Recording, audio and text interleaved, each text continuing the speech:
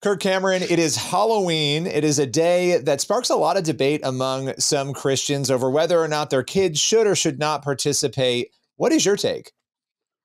Well, I certainly understand a healthy fear of people who want to dabble in demonic things. They want to stir up evil spirits. Maybe they like Ouija boards and they want to dress up as Freddy Krueger or Chucky. I think that's wicked, evil. Celebrating nasty stuff is a horrible idea. But I'm also against Christian superstition. I'm no more afraid of Satan than I am of a rubber snake from the dollar store. Jesus crushed the serpent's head at the crucifixion and the resurrection. And just as we don't need to be afraid of ghosts and goblins, we don't need to be afraid of evil spirits and witches. I think that people should take advantage of the opportunity to declare the victory that Halloween is actually all about. Did you know that it's a historic Christian holiday called All Hallows Eve? All Hallows Eve is shortened to Halloween, and it's the eve before All Saints' Day, which is tomorrow, November 1st, which is a day to honor the dearly departed faithful, martyrs and saints already with Christ in glory. And then Sunday is the last day of Hallowtide, which honors All Souls' Day. And that's the rest of the departed who are still part of God's story.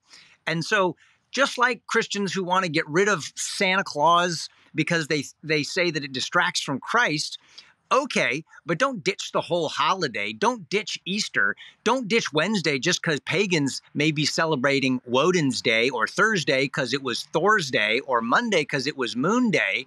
Understand that Jesus Christ has publicly disarmed and openly shamed every false system and every false ruler and authority and triumphed over them. That's what the scriptures teach us. And so tonight is a night to remind people about the victory of heaven and the unbroken communion with the saints. And I've got Christian friends who are doing that by putting tombstones in their front yard and verses on it like the wages of sin is death, and it's appointed for a man once to die, and after this comes the judgment. And I think that we should embrace every day of the week and every season of the year and every holiday and co-opt all the pagan imposters with the truth of the gospel. Yeah, obviously, not putting out, if you do choose to take part, not putting out dangerous, scary, horrifying things, right? Finding ways to honor God in it. Do you think trick-or-treating is something that Christian parents can find a way to do without any issue? Absolutely. Yeah. Use the opportunity to say hi to your neighbors with joy, not trying to scare them to death, and remind them that you're a Christian, that there's actually an escape from the fear of death. And that escape is the gospel, and that there is someone who's triumphed over their worst fears. So they don't need to be afraid of anything.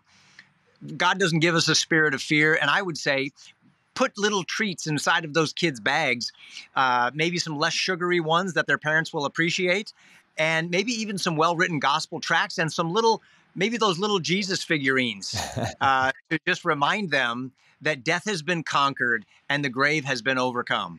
Now, you know that even talking about this comes with a lot of controversy, which I'm sure you don't mind, but there are going to be people who say, you're wrong. You have this wrong. This is a complicated. It's the high holy night of the satanic church, and wicked things take place on this day. Yes, they do. But have you checked the news lately? Wicked, evil things are happening to children and to older people every single day of the year. That's what pagans do. That's what wicked people do. All I'm saying is, don't join them. Don't celebrate it. Don't glorify it. But don't hide in fear, because in the world you'll have trouble. Jesus has overcome the world, and he's putting all enemies under his feet. Get off the defense, get on the offense, and put a Snickers bar in one of these little bags along with the reason for great hope. That's what I'm saying. And no matter where you stand on Halloween, you can never go wrong with a Snickers bar. Kirk Cameron, appreciate you taking the time today. All right, Billy, great to talk to you.